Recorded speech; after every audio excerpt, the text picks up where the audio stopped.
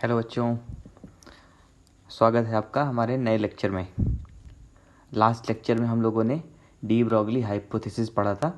उसमें हम लोगों ने जाना था कि मैटर के पास या स्पेशली जो सब एटॉमिक पार्टिकल हैं उनके पास जब वो मोशन में होते हैं तो उनके पास ड्यूअल नेचर होता है। वो पार्टिकल की तरह भी बिहेव करते हैं, वो वेव की तरह भी बिहेव करते हैं। ठीक है, जब वो वेव की तरह बिहेव करते हैं तो उनका जो वेवलेंथ होता है, ठीक है, वो बराबर होता है एच अपॉन मोमेंटम के। ठीक है, प्लांक्स कांस्टेंट को उनके मोमेंटम से आप डिवाइड कर देंगे तो आपको डी ब्रॉगली वेव या मैटर वेव की वेवलेंथ पता चल जाएगी। आज हम लोग एक नई हाइपोथेसिस के ऊपर बात करेंगे जिसको हम लोग बोलते हैं हाइजेनबर्ग अनसर्टेनिटी प्रिंसिपल। ठीक, ये भी सब एटॉमिक पार्टिकल्स के लिए ही है, लाइक इलेक्ट्रॉन, प्रोटॉन और न्यूट्रॉन। इसके डेरिवेशन पे हम लोग नहीं जाएंगे, सीधा स्टेटमेंट पे आते हैं। क्या बोला था इन्होंने? According to Heisenberg uncertainty principle it is impossible to determine exact position and momentum of electron around the nucleus simultaneously. ठीक है, न्यूक्लियस के अराउंड अगर जो भी इलेक्ट्रॉन है उसका पोजीशन और उसका मोमेंटम एक साथ आप नहीं निकाल सकते हैं। अगर आप उसका पोजीशन निकालने जाएंगे सही से तो आप एरर में बहुत बड़ी गलती कर देंगे। आप मोमेंटम में बहुत बड़ी गलती कर देंगे। और अगर आप मोमेंटम सही से निकालने गए तो आप एरर पोजीशन में बहुत बड़ी गलती कर जाएंगे। दोनों आप एक साथ कभी भी एक्यूरेट नहीं निकाल सकते। एक्यूरेट निकालने का मतलब कि उसमें एरर जीरो होना चाहिए, मतलब जो एक्चुअल मेजरमेंट है और जो आपकी मेजरमेंट है उसमें वो एकदम कोइंसाइड करने चाहिए, उनके बीच का जो डिफरेंस है वो जीरो होना चाहिए। ठीक है, आप कुछ ना कुछ गलती करेंगे ही करेंगे, ये फिक्स है अकॉर्डिंग टू हाइजेनबर्ग। ठीक है, ये उन्होंने अपना प्रूफ भी दिया था लेकिन वो प्रूफ हमारे सिलेबस में नहीं है। तो अब उन्होंने अपनी थ्योरी को प्रूफ मतलब सिग्निफाई करने के लिए उन्होंने एक अपना मैथमेटिकल फार्मूला भी दिया। ठीक है, उन्होंने बोला गलती तो करेंगे ही, और जो गलती आप करेंगे ना, मतलब पोजीशन को मेजर करने में जो गलती करेंगे जिसको हम लोग रिप्रेजेंट कर रहे हैं डेल्टा एक्स से, और मोमेंटम को मेजर करने में जो गलती करेंगे जिसको हम लोग रिप्रेजेंट कर रहे हैं डेल्टा पी से, error in position, error in momentum. ठीक है, इनको मेजर करने में आप जो गलती करेंगे उनको जो जो आपकी गलतियां हैं, जो आपका एरर है, उसको जब आप मल्टीप्लाई करेंगे तो उसकी वैल्यू कम से कम कितनी आएगी? H upon 4 pi. ठीक है, कम से कम ये del x into del p will be greater than equal to H upon 4 pi. ठीक है, ये एक बात ध्यान रखेंगे कि जब भी हम लोग कोई कैलकुलेशन करेंगे, जो मैथमेटिकल प्रॉब्लम सॉल्व करेंगे, तो वहां पर हम लोग इक्वल टू लेके चलेंगे, इनइक्वालिटी वाली साइन नहीं लेंगे। ठीक है, लेकिन अगर डेफिनेशन लिखेंगे तो डेफिनेशन में हमेशा ही लिखेंगे according to Heisenberg uncertainty principle, uncertainty in position into uncertainty in momentum will be always be greater than equal to and h upon 4 pi. Statement में लिखेंगे तो क्या लिखेंगे? According to Heisenberg uncertainty principle it is impossible to determine exact position and momentum of electron around the nucleus. ठीक है, अब यहाँ पे देखिए लिखा हुआ है डेल एक्स क्या है? Uncertainty in position. Del p क्या है? Uncertainty in momentum. ठीक है, मोमेंटम क्या होता है? Mass into velocity. तो मास तो कांस्टेंट होता है, चेंज किस में आएगा? वेलोसिटी में, बिल्कुल। तो ये क्या हो जाएगा? एम को बाहर ले लिया तो क्या हो गया? ये एम डेल वी। तो delta X into M del V greater than equal to क्या होगा? H upon 4 pi. या इसको मैं लिख सकता हूँ del x into del V is greater than equal to H upon 4 pi M. M क्या है? एम क्या है? Mass of electron. ठीक है, ऑब्वियस सी बात है, किस में लेंगे? केजी में। ठीक, तो अब यहाँ पे देखिए, अब ये पूरा टर्म तो कांस्टेंट है, तो डेल एक्स जो होगा वो इन्वर्सली प्रोपोर्शनल होगा किसके? डेल वी के। ठीक है, और डेल वी जो होगा वो इन्वर्सली प्रोपोर्शनल होगा किसके? 1/डेल एक्स के। तो जब भी आप पोजीशन सही से मेजर करेंगे तो डेल एक्स की वैल्यू जीरो हो जाएगी। तो डेल एक्स की वैल्यू क्या हो जाएगी? जीरो हो जाएगी, क्योंकि डेल एक्स क्या है? Error in position. आप कितनी गलती कर रहे हैं, तो अगर आप जीरो गलती कर रहे हैं मतलब आपने सही मेजर किया है, तो जब आप सही मेजर करेंगे तो डेल एक्स की वैल्यू जीरो होगी। और मैंने क्या बताया था कि जितनी आप पोजीशन को सही से मेजर करेंगे उतना ही बड़ा ब्लंडर करेंगे किसमें? मोमेंटम में, और मोमेंटम में भी किस में ब्लंडर करेंगे, वेलोसिटी में। तो उस केस में डेल पी और डेल वी दोनों ही किसके टेंड्स टू होंगे, इनफाइनाइट के। ठीक है, मतलब डेल एक्स जैसे जैसे आपका क्या होगा, जीरो को टेंड करेगा, डेल एक्स जैसे जैसे जीरो को टेंड करेगा, डेल वी जो होगा वो किसकी तरफ टेंड करेगा, इनफाइनाइट के। उसी तरह जब आप मोमेंटम को सही से मेजर करने जाएंगे, वेलोसिटी को सही से मेजर करने जाएंगे, तो डेल वी आपका जीरो की तरफ टेंड करेगा और डेल एक्स किधर टेंड करेगा, आपका इनफाइनाइट की तरफ। ठीक है, तो इसमें आपका क्या है कि अब इस पर देखिए क्वेश्चन दे रखा है, वैसे ये भी एक क्वेश्चन है कि डेल एक्स जीरो होगा तो डेल वी क्या होगा, डेल पी क्या होगा, या डेल पी जीरो होगा तो डेल एक्स क्या होगा, ये सारी चीज़ें। ठीक, तो अब आप क्वेश्चन पे आते हैं। A microscope using suitable photon is employed to locate an electron. ठीक है, इलेक्ट्रॉन लोकेट करने जा रहे हैं हम लोग in an atom with a distance of 0.1 angstrom. अब ये जो लिखा है विद अ डिस्टेंस ऑफ, मतलब हमको जो इलेक्ट्रॉन है वो उसकी एक्चुअल पोजीशन से 0.1 एंगस्ट्रॉम के एरर पे हमको उसको मेजर करना है। मतलब ये हमको डेल एक्स दे रखा है, डेल एक्स कितना दे रखा है, 0.1 एंगस्ट्रॉम। ठीक है, then what is the uncertainty involve in the measurement of velocity. तो अभी हम लोग लिखे थे कि डेल वी जो है, डेल वी और डेल एक्स जो है उनका प्रोडक्ट किसके बराबर होगा, एच अपॉन 4 पाई एम के। तो डेल वी किसके बराबर होगा, H upon 4 pi M del x के। ठीक है, एच की वैल्यू कितनी है, 6.626 into 10⁻34 joule second. 4 into pi की वैल्यू कितनी होगी, 22/7।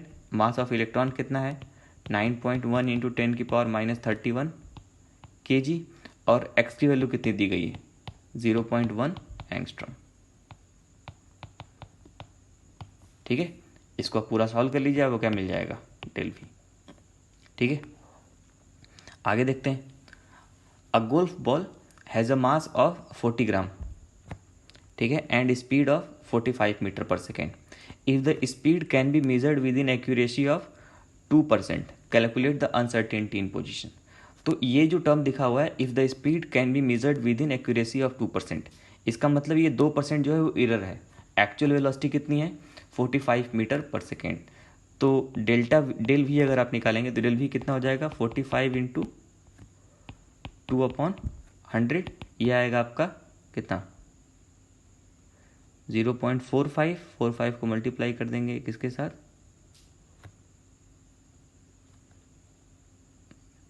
2 के साथ, तो ये हो जाएगा कितना, 0.9 मीटर पर सेकेंड। तो ये आपका आ गया एरर इन वेलोसिटी।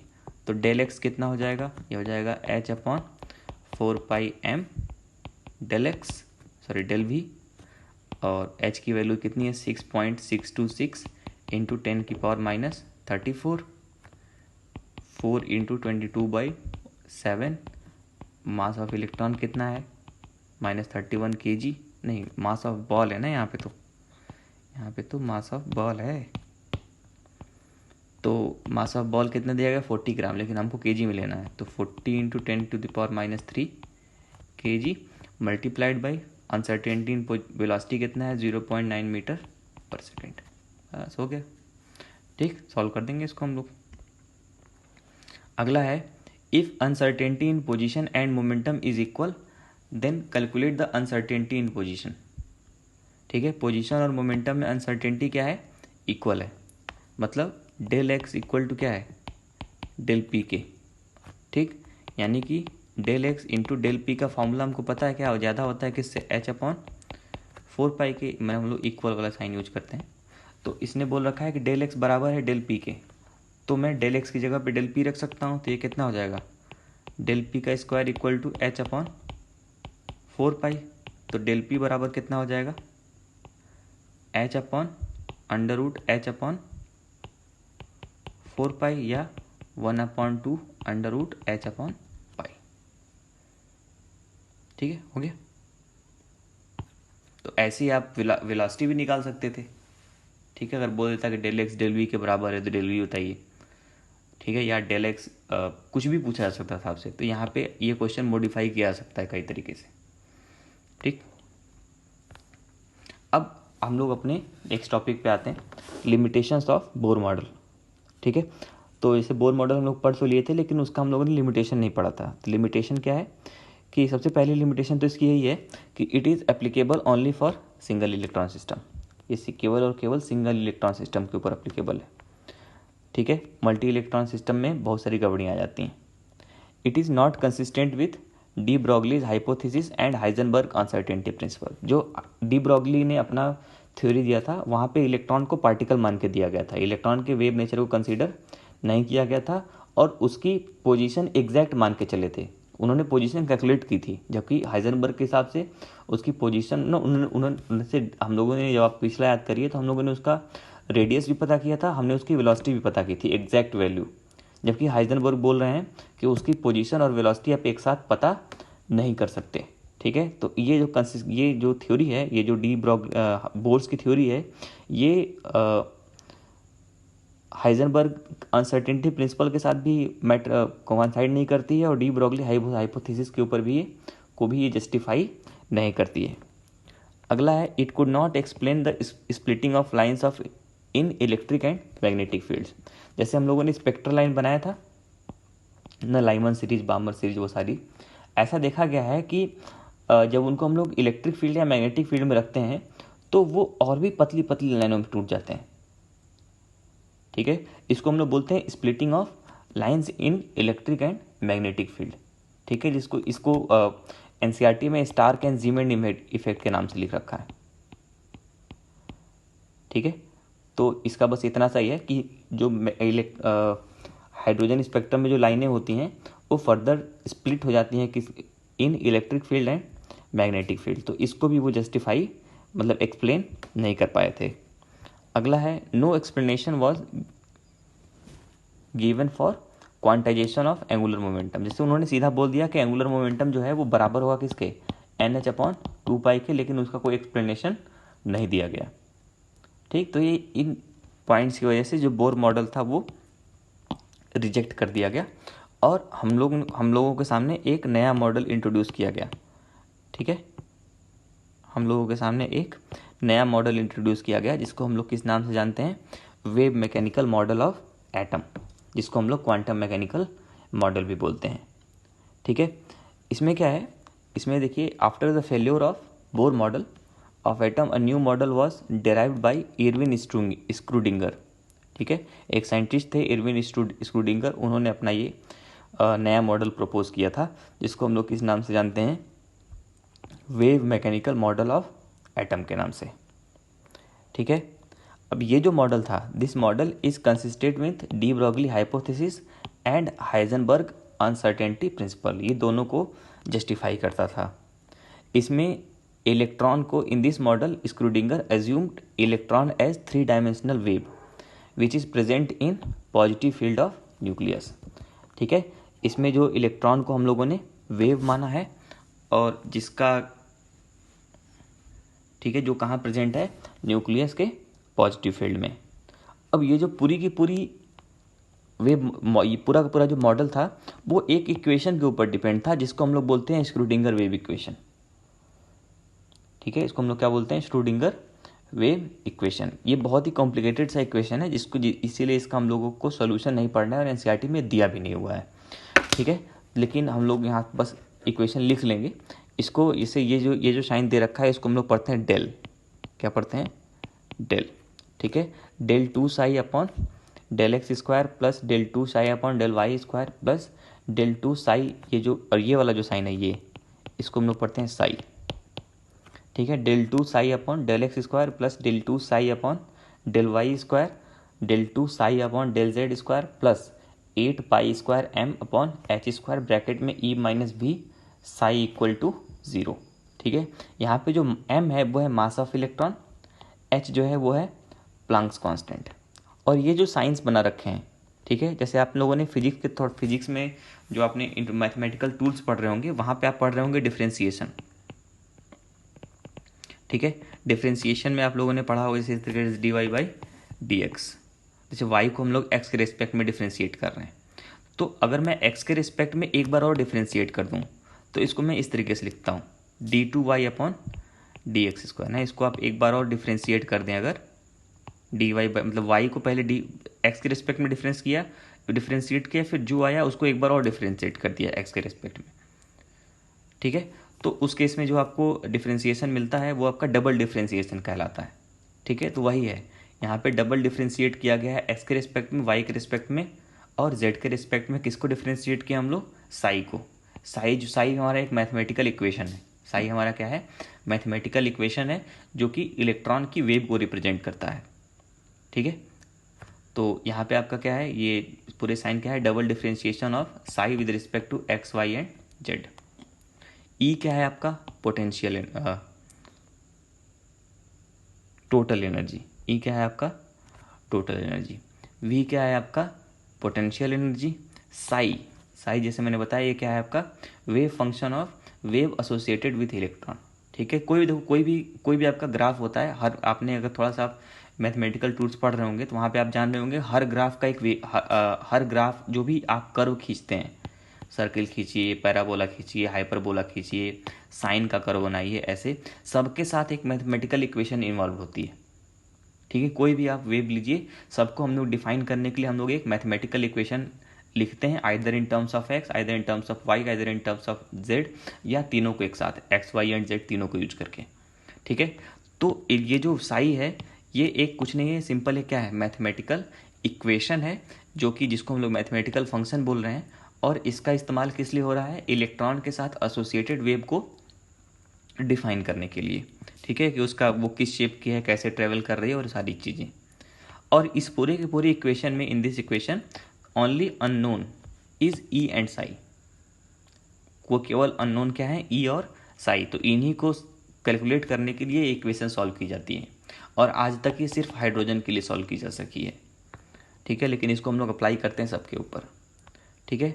और ई जो है, E denotes quantized value of energy and psi denotes wave function, तो मैंने पहले बता दिया। अब साई का फिजिकल सिग्निफिकेंस क्या है?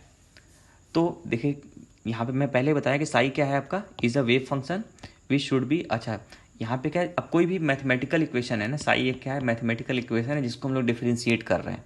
तो किसी भी चीज़ को आप डिफ्रेंशिएट तभी करेंगे जब वो डिफ्रेंशिएबल होगा। जब वो क्या होगा? डिफ्रेंशिएबल होगा। तो यहाँ देखिए लिखा है psi is a wave function which should be finite, continuous as well as differentiable. अब ये फाइनाइट और कंटिन्यूअस का क्या मतलब है? इसका मतलब आप मैथमेटिक्स में पढ़ेंगे, वहाँ पे आपको बताया जाएगा कंटिन्यूअस फंक्शन क्या होता है, डिसकंटिन्यूअस फंक्शन क्या होता है। तो आप ऐसे समझ सकते हैं, कंटिन्यूअस फंक्शन वो फंक्शन होते हैं जहाँ पे कोई ब्रेक नहीं आता है, अगर मैं रफ आइडिया दे दूँ, लेकिन ये भी सही बात नहीं है। तो बस मैं आप ये समझ लीजिए कि एक ऐसी मैथमेटिकल फंक्शन जिसका अगर आप ग्राफ ड्रॉ करें तो वो कॉन्टिन्यूअस हो, उसके बीच में कोई ब्रेक ना आए, ठीक है। तो जो साई हमारा है उसी तरह का वेव फंक्शन है, एक फाइनाइट कॉन्टिन्यूअस वेव फंक्शन है जिसको हम लोग क्या कर सकते हैं? डिफ्रेंशिएट कर सकते हैं। लेकिन इसका कोई फिजिकल सिग्निफिकेंस नहीं, इसका इससे ज़्यादा कोई मतलब नहीं, इससे ज़्यादा हमको यहाँ से कोई इन्फॉर्मेशन नहीं मिलती है। लेकिन ऐसा नहीं है कि साई हमारे लिए यूजलेस है। साई का यूज नहीं है, लेकिन साई स्क्वायर का यूज है। अगर आप वेव फंक्शन का स्क्वायर कर देंगे तब उसका हम लोग को यूज मिलने लगेगा। क्या यूज होता है कि Sai square have physical significance and it denotes probability of finding an electron around the nucleus, ठीक है। जैसे हाइजेनबर्ग ने हमको बोला कि इलेक्ट्रॉन को जो है उसका पोजीशन और मोमेंटम सही से हम लोग नहीं निकाल सकते हैं, ठीक है, उसका एग्जैक्ट कैलकुलेशन नहीं किया जा सकता है। तो जब भी हम लोग किसी चीज़ को एग्जैक्ट कैलकुलेट नहीं कर पाते हैं तब हम लोग उसके लिए प्रोबेबिलिटी निकालते हैं। नहीं, जैसे अगर आप ऑपरेशन कराने जाइए तो दो चीज़ें होती हैं, या तो डॉक्टर एकदम श्योर होता है कि ठीक है आप बच जाएंगे, आपको बचा लेंगे, नहीं या कुछ भी है, या अगर 100% श्योर नहीं होता है तो वो प्रोबेबिलिटी बताता है कि 20% चांस है, 30% चांस है, 40% चांस है, ठीक है। तो कहीं पर भी जहाँ पर भी अनसर्टेनिटी होती है तो वहाँ पे हम लोग प्रोबेबिलिटी के टर्म में बात करते हैं, ठीक है। तो अब क्योंकि यहाँ पे इलेक्ट्रॉन को लेकर अनसर्टेनिटी है तो इसीलिए हम लोग इलेक्ट्रॉन की पोजीशन को लेकर के हम लोग क्या निकालते हैं? तो उसकी प्रोबेबिलिटी निकालते हैं। तो वो प्रोबेबिलिटी हम लोग किससे निकालते हैं? किस फंक्शन से? साई स्क्वायर से, ठीक है। तो साई स्क्वायर का यूज़ करके हम लोग इलेक्ट्रॉन की प्रोबेबिलिटी निकालते हैं अराउंड न्यूक्लियस की। इलेक्ट्रॉन अब एग्जैक्ट पोजीशन तो पता नहीं है कि तो कहाँ कहाँ हो सकता है, हर जगह पाए जाने की उसकी हम लोग प्रोबेबिलिटी निकालते हैं, ठीक है। और जहाँ पे इलेक्ट्रॉन नहीं पाया जा सकता है, जहाँ पे इलेक्ट्रॉन के पाए जाने की प्रोबेबिलिटी ज़ीरो है, ठीक है, वहाँ पे साई स्क्वायर की वैल्यू क्या आएगी, ज़ीरो आएगी, और उस पोजीशन को हम लोग क्या बोलेंगे, नोड। ठीक है, तो नोड क्या है, the point at which psi square is equal to zero. ठीक है, अगला है एंटी नोड। ठीक है, एंटी नोड इसका जस्ट अपोजिट है, the point at which psi square is maximum. ठीक है, that is probability of finding an electron is maximum. ठीक, तो अब यहाँ पे इन्हीं सब चीज़ों को कंसीडर करते हुए हम लोगों ने एक नया टर्म डिफाइन किया है, ऑर्बिटल। ठीक है, बोर ऑर्बिट में हम लोग टर्म पढ़ते थे ऑर्बिट, तो थोड़ा सा कंफ्यूजिंग है, लेकिन ये दोनों एकदम अलग चीज़ें हैं, ये दोनों एकदम ही अलग चीज़ें हैं। ऑर्बिट अलग है, ऑर्बिटल अलग है। ऑर्बिट तो मैं बता ही चुका हूँ, ऑर्बिट एक सर्कुलर पाथ होता है जो कि न्यूक्लियस के अराउंड क्या करता है, वो न्यूक्लियस के अराउंड वो पाथ होता है जिसमें इलेक्ट्रॉन क्या करते हैं, रिवॉल्व करते हैं, उनको हम लोग क्या बोलते हैं, ऑर्बिट बोलते हैं। ऑर्बिटल क्या है, पहली बात कि ऑर्बिटल कोई सर्कल नहीं है। ठीक है, ऑर्बिटल जो है वो एक 3 डायमेंशनल स्पेस है ना, न्यूक्लियस 3 डायमेंशनल स्पीसीज है, तो उसके न्यूक्लियस के चारों तरफ, न्यूक्लियस के चारों तरफ, इधर भी, न्यूचे भी, ऊपर भी, नीचे भी, मतलब हर तरफ, ठीक है, 360 डिग्री पे। ठीक है, हम लोग क्या करेंगे, न्यूक्लियस के चारों तरफ वो एरिया, ठीक है, एरिया नहीं, वो स्पेस जहाँ पे इलेक्ट्रॉन के पाए जाने की प्रोबेबिलिटी, किसी इलेक्ट्रॉन के पाए जाने की प्रोबेबिलिटी क्या हो, मैक्सिमम हो। ठीक है, जैसे मान लीजिए सपोज करिए कोई चोर है और उसको हम लोग पूरे शहर में क्या करें, हर एक पोजीशन पे पाए जाने की उसकी प्रोबेबिलिटी निकालें और उस पूरे एरिया को घेर लें। तो उस पूरे एरिया को जब हम लोग घेरेंगे तो हम लोग को एक स्पेस मिल जाएगा, ये वो स्पेस होगा जहाँ पे उस चोर के पाए जाने की प्रोबेबिलिटी क्या होगी, मैक्सिमम होगी। तो यहाँ पे हमारा चोर है इलेक्ट्रॉन, जिसके हम लोगों ने न्यूक्लियस के अराउंड अलग अलग जगह पे पाए जाने की प्रोबेबिलिटी निकाली, और उस पूरे एरिया को हम लोग घेर के और नाम दे देते हैं क्या, ऑर्बिटल। तो ऑर्बिटल क्या है, orbital is the region in space around the nucleus where probability of finding an electron is maximum.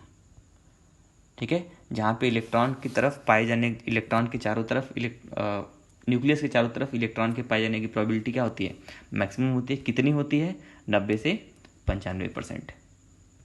ठीक है, और जैसे मैं पहले बता चुका हूँ, ऑर्बिटल ऑर्बिटल जो है ये कोई आपका सर्कल नहीं है, कोई पाथ नहीं है। ठीक है, तो ऑर्बिटल्स डू नॉट डिफाइन